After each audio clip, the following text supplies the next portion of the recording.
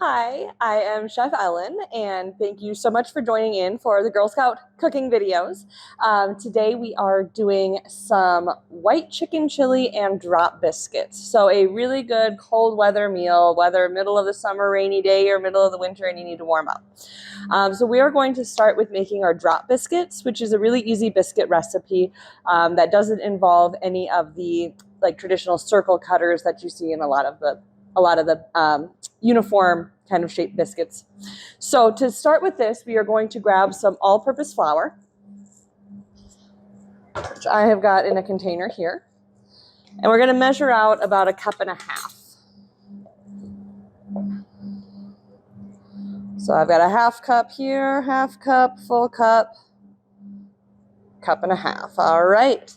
Then to that, we are going to add baking powder. And baking powder is a little different from baking soda, so make sure you're grabbing the right one. Baking powder, when they call it double acting, that means it needs both heat and liquid to activate, versus a baking soda, where as soon as it touches the liquid, it will start to activate and give that rise effect, which can be detrimental if it's going to take a moment to get your product into the oven. So for our baking powder, we're going to do a 1/2 tablespoon plus a 1/2 teaspoon. And we're going to mix that up with the dry ingredients. So a lot of the times when you're doing baking, whether it is a cake or cookies or biscuits, you are going to start by mixing your dry ingredients together, and then your wet ingredients will get incorporated into that. So we have got our baking powder, we have got our flour. Next, we are going to add in a little bit of salt. Okay, so we've got a little bit of our kosher salt, and we're going to measure out about a teaspoon there. So we have got our flour, baking powder, and salt in our bowl. And then that we can whisk together a little bit. And actually, instead of a whisk, I'm going to go with a fork, and I'll show you why in a moment. So with biscuits, one of the tricks is to get the butter to stay cold so that it doesn't melt into the batter, so that it stays a little chunky. And when it does that, when your biscuits bake, those little pockets of butter that stay in there are going to be what makes it nice and flaky. So to get this effect, we want to have cold butter, and we're going to need about 1/2 cup. So I'm going to cut off about 1/2 cup of my butter.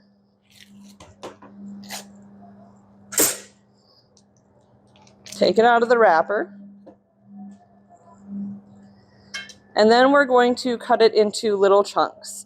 Now, if your butter has been sitting on the counter for a while, you'll want to make sure that it's been put in the fridge before you do this. And if your butter is getting too warm, if it's a really hot day out, after you chop it, put it back in the fridge to cool down. Keeping the butter cold is key for your good biscuit recipes. So once we chop that into little pieces, we sprinkle it in. And we start mixing it around with our fork just so all of those pieces of butter get coated in our flour. Now, if you have a tool called a pastry cutter at home, which looks like a semicircle of a bunch of wire lines, you can use that. Otherwise, I think gloves work fairly well here too, or just using your hands. And what we're going to do is called cutting the butter. And that's the term that we use for keeping that butter cold enough to work it into our flour, but still remain in kind of chunky pieces. So to do that, I'm reaching in, and each little piece of butter, I'm kind of smushing together with the flour to break it up.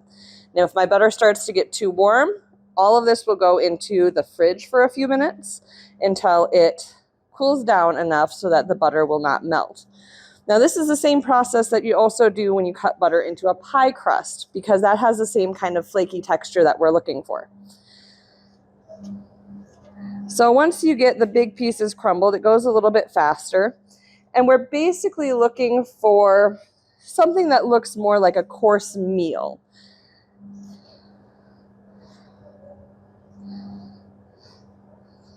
So a course meal would be slightly chunky yet. And we don't want any pieces that are too large. We want to go for about pea-sized at the largest.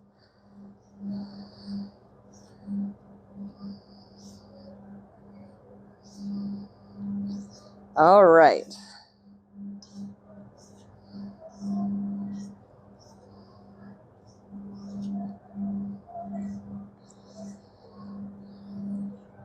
So we've got some chunks going on in here. Doesn't look like anything too fancy, but that's the secret of our biscuit.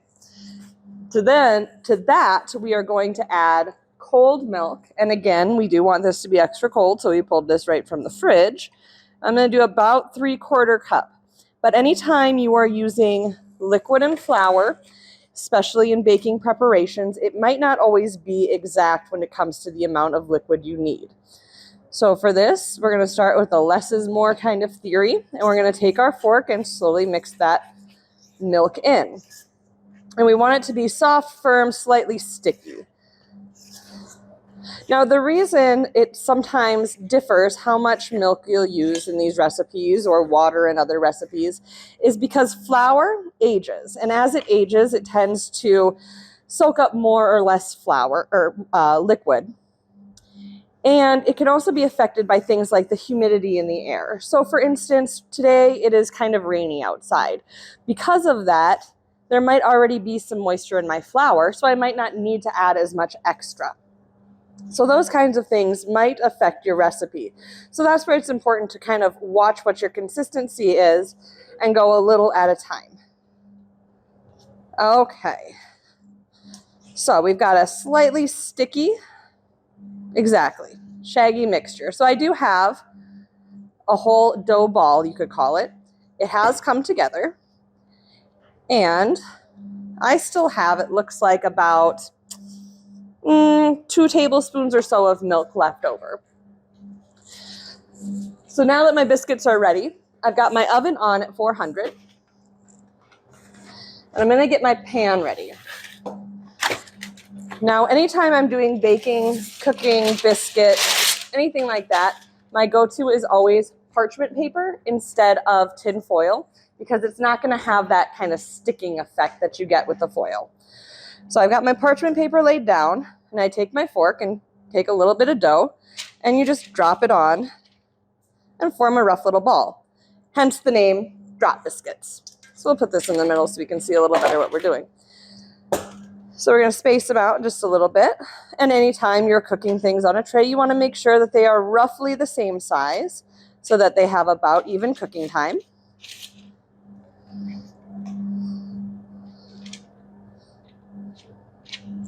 This guy looks a little big. We'll just take some off. Now, other biscuit recipes will involve rolling out the dough and then using a biscuit cutter to cut the round shape into it. One of the harder things with those recipes is because you're rolling out the dough and working it more, you tend to melt the flour, so it's a little bit harder to get the consistency that you want, and you have to be a little more careful and patient with how long you're leaving the dough out, how much you're working it, and those types of things. All right. So we're doing some fairly large biscuits here to go with our soup. I've got about 9 of them out of the recipe or so, and we're going to pop these in the oven for about 15 minutes.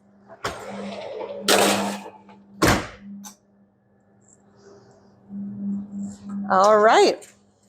So while our biscuits are in, we can clean up our station a little bit and then get started on our stew.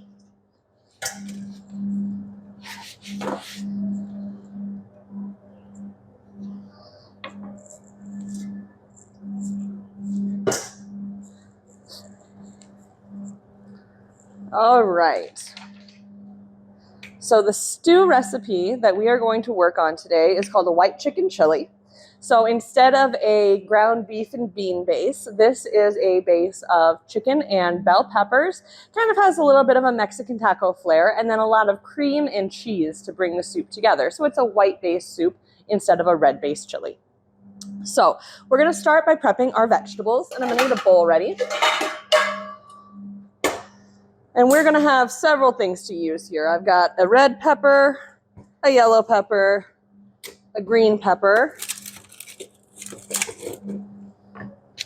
and an onion. And let's start with the onion and then go to the peppers. I've got a big jug here that I can use for all of my scraps.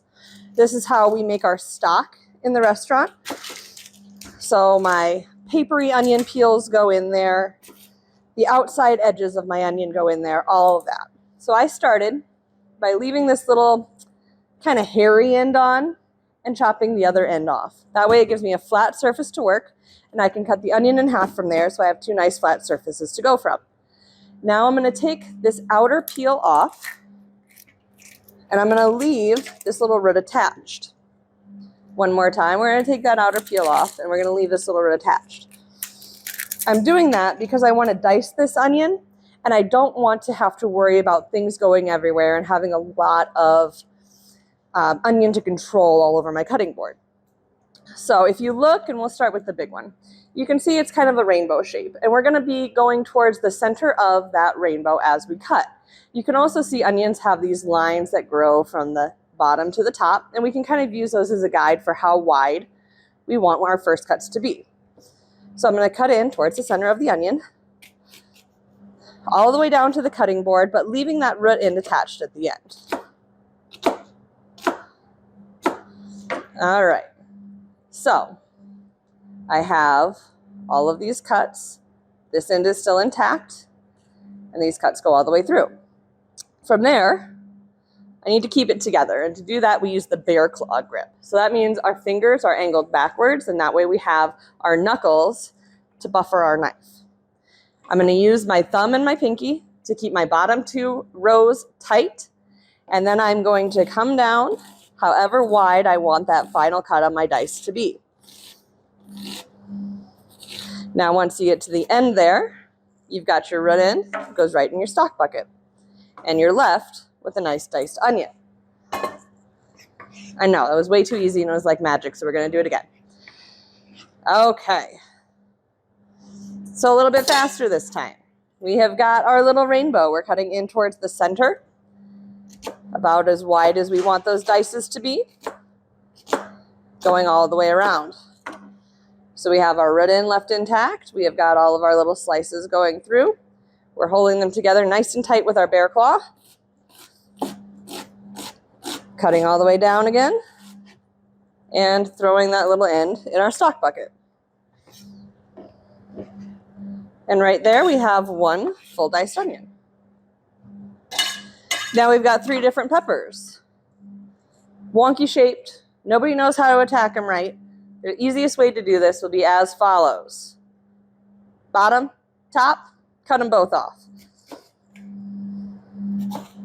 All right, now with this top part, take out the stem, throw it in your stock bucket, and slice this all the way down. Then, of course, all we need to do is turn those slices around, and we have a nice little dice. Throw that with our onion. The bottom, same thing. Slice it all the way down, turn it around, go back and dice.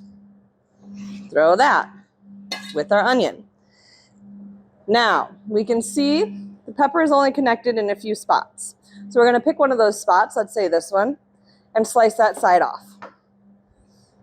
From here, you can either take your knife and cut off of these separate membranes, or you can just pull out this middle, pull out the extra little membrane, because it can get a little bit bitter to the taste, and you're left with a nice flat canvas to work with, making it really easy to go through and slice and dice. So of course, if you were making fajitas or something where you wanted the nice long slice in your pepper, you would just leave it sliced. Don't worry about dicing it the other way, and you are ready to go. All right.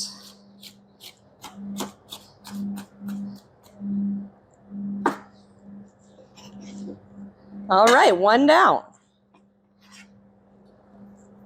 Now we've got our yellow pepper, also big and wonky. Same kind of thing, cutting off the bottom. Ooh, not that pepper. Okay, we've got a yellow pepper, big wonky one. Gonna cut off the bottom, cut off the top, throw the stem in with our stock, slice the bottom, turn it around and dice it. Slice the top,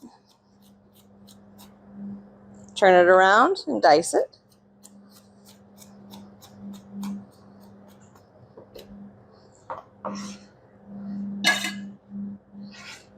All right, so same thing, only a few places where the stem is attached there. We're going to chop one of those off.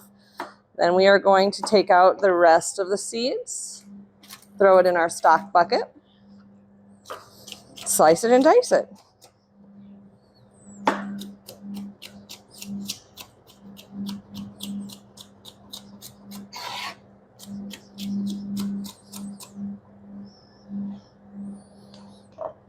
A lot of times I get asked, Chef, how did you learn to do it so fast?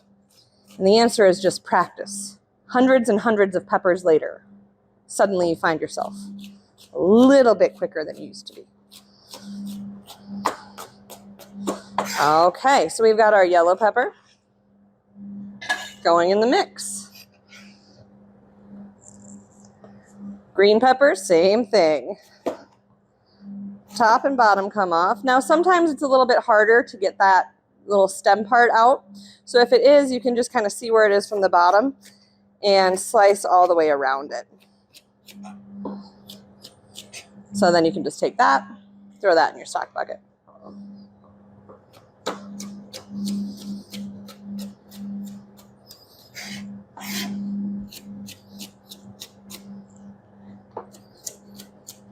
Now you can change up any of the peppers in this recipe. If red peppers are your absolute favorite or they're what you're growing outside, you can use all red peppers, all green, any other mix of colors in here. It's not going to make too much of a difference.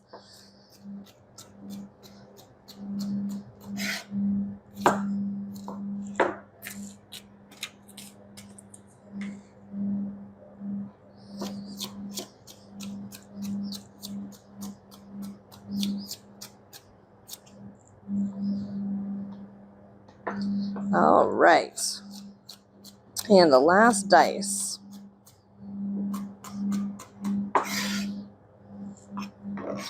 So with that, we've got our whole onion and 3 bell peppers ready to go.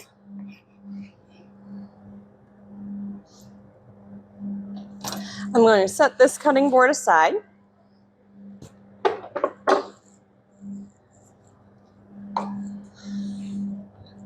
And I've got a cutting board for my chicken over here. So generally, if I'm doing a soup, I like to use chicken thighs the best because a nice dark meat is going to be nice and tender when cooked in liquid. For this one, we've got a chicken breast to use, which is nice and lean, and it's a little bit healthier than the dark meat. So we are going to go for some small kind of bite-sized cuts on our chicken. And I've got a full chicken breast here that I'm working with. So when you get the full chicken breast, what you see is this little part connected here and then the big lobe here. This little part here is what is actually the chicken tender. So when you go to a restaurant and you see there's chicken tenders on the menu and there's chicken nuggets, this is a chicken tender. A chicken nugget is meat that's been pulverized in a food processor and had some other stuff added to it and then pattied back up and baked. So a little bit different, but a tender is going to be your actual meat. So I want to take this part off, and so I just cut right down the line where I could see it attached. I'm going to cut this in half. And then I am just going to get some nice small cuts out of here. Cut it in half again if I need to. Now this is a great recipe that you could also use like a canned chicken product for if you have a few of those laying around.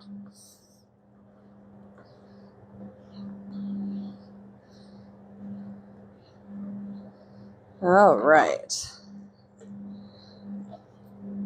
Now with this bigger chicken breast, the easiest way we do this is fillet it, which looks scary, but it's not too bad. I'm going to lay my top pan down on top of my chicken breast. I'm going to take my knife, put it about medium way through.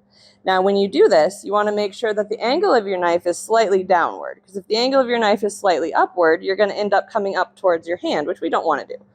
So we're going to keep the angle slightly downward. And you're not putting pressure on the top. You're just trying to keep it from moving so you can take your knife all the way through. And then you're left with 2 thinner fillets. So when you buy a chicken fillet or a chicken cutlet, this is typically the preparation that's going to happen to it. Now from here, I can just make some nice long slices and then go down the other way.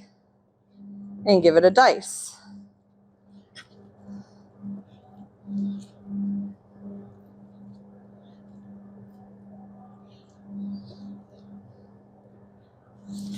All right. And the same thing with this one. So cut them one way, slice, and then dice. So the same thing we do with our vegetables, we're doing with our chicken. And that's basically creating a nice flat surface that we can work from to create the uniform shapes that will make cutting things a little bit easier. And the goal in the kitchen a lot of times is to have your cuts as even as possible, just to promote even cooking in whatever preparation you choose. Okay, so I've got my chicken, I've got my vegetables, and I've got a pot on the stove. I'm going to turn this on, let it heat up a little bit, and then I've got some olive oil. Now, if you've got vegetable oil or canola oil at home, whatever you have on hand, we put olive oil in our little squirt bottle just so it's easier to throw in whatever we need to put it in. Now I have a gas stove, so it heats up a little bit quicker since it has the open flame underneath. And I'm going to add my chicken right in. And while that browns, we'll check our biscuits.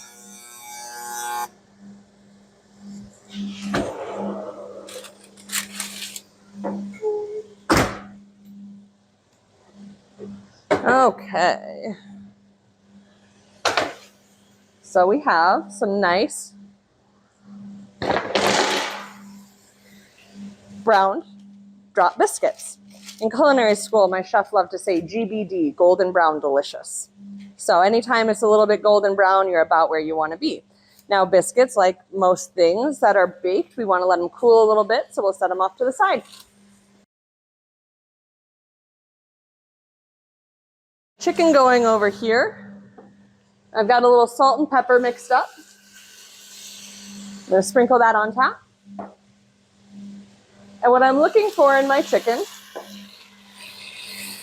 is to start to see the white come up around the edges of the pieces, and then I know that the bottom is getting nice and brown, and then I can go to flip it.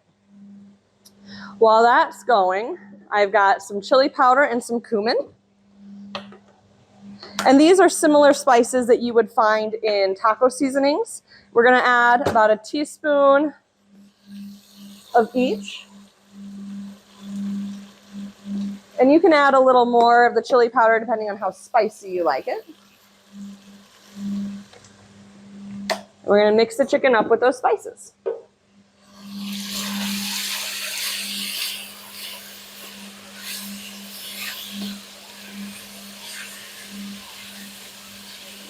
All right, so I'm mixing this up. My chicken is white on the one side. I'm going to go ahead and throw my peppers in because I want those flavors to kind of meld together as they cook.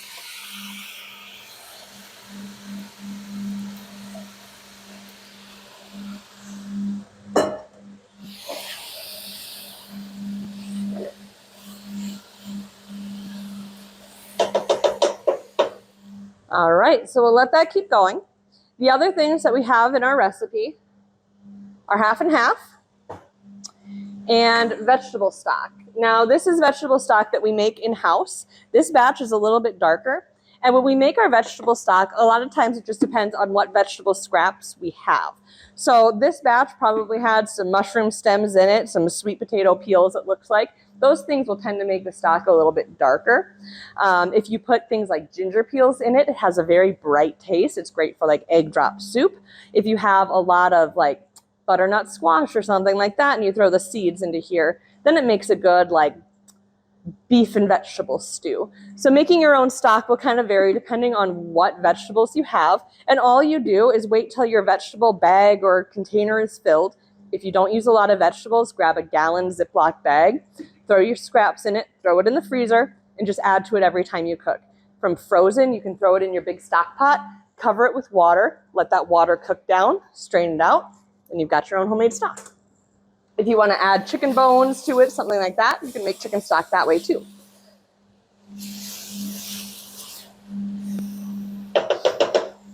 All right. We also have some green chilies. Now, green chilies usually come canned in about 4-ounce cans. We have bigger cans here, so we just have a container of them. So I'm going to add about 4 ounces. And again, if you want it a little spicier, you can add more of the green chilies as well. And then the last thing we have is beans, but the beans I'm going to add a little bit closer to the end. Now, the recipe that I gave says Great Northern beans, cannelli beans. We've got pinto beans today. You can really use whatever bean you have on hand. It's chili.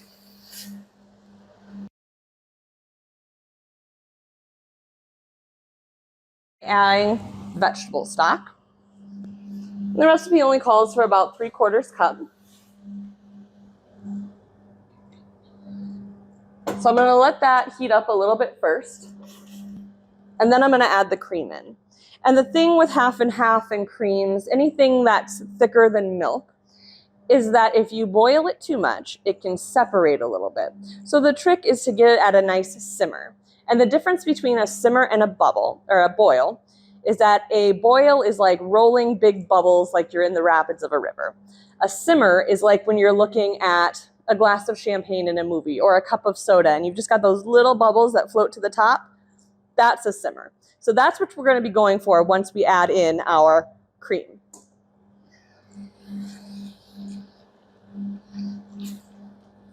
So you can see, with what we have in here so far, there's not enough liquid to fully cover our chicken, and that's just fine because this is a cream-based soup. So that's had a chance to warm up a little bit. We're going to add in our half and half.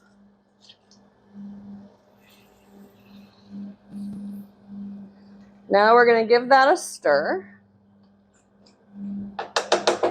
and turn down the heat so that it will continue to simmer.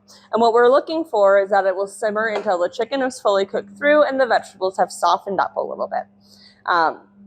With soups and stews, the longer it cooks, the longer it sits, the more the flavors come together. So if I were to cool down this soup after it's cooked today and heat it back up tomorrow, it would probably taste even better tomorrow. They say that's the secret to winning any chili competition too, is to cook it the day before. So there's your extra tip. But we're just gonna let that sit and simmer and do its thing. So our soup has been simmering here for a while. So you can see peppers are cooked down, chicken is cooked through, and now what we want to add is our beans and our cheese. So about a can's worth of beans. You could leave the beans out of this recipe if you wanted a lower carb version, or if you're just not a bean fan, you could add some extra peppers or chicken. All right, and then the last thing we want to add is a couple cups of cheese, and this will also help thicken our stew up a little bit. So we want to put that in, give it a good mix, and a little bit of time to melt.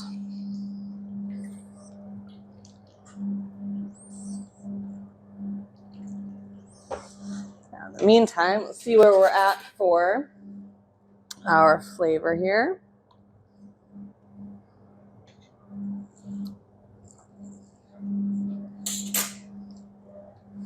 Not too bad. I'm going to add a little bit of extra salt and pepper.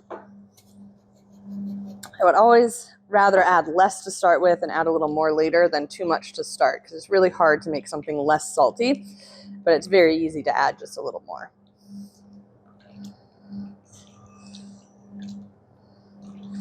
All right.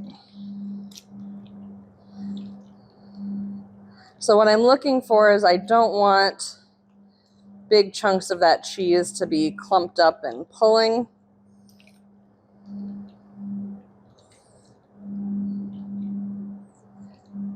All right, beautiful. So I've got a little bowl here. I've got a ladle.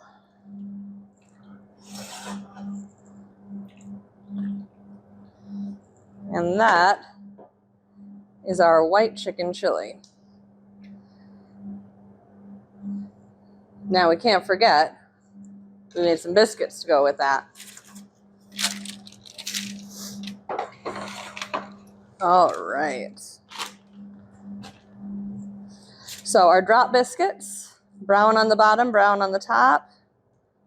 Fluffy, light texture inside, just what we're looking for. They break apart nicely. They have some little flakes going on. Nice and soft and tender too. Okay, I can't wait till you try this. The soup, grab a spoon. Just what we're looking for. It's got a little bit of cheese in there. You've got a couple of cheese pulls. Nice color. Probably still really hot, but it smells so good. Okay. That's where it's at. Rainy summer day. This is the meal. I hope you guys had a great time making it. And if you have any questions, feel free. Reach out. We're happy to try to answer them. Thank you so much.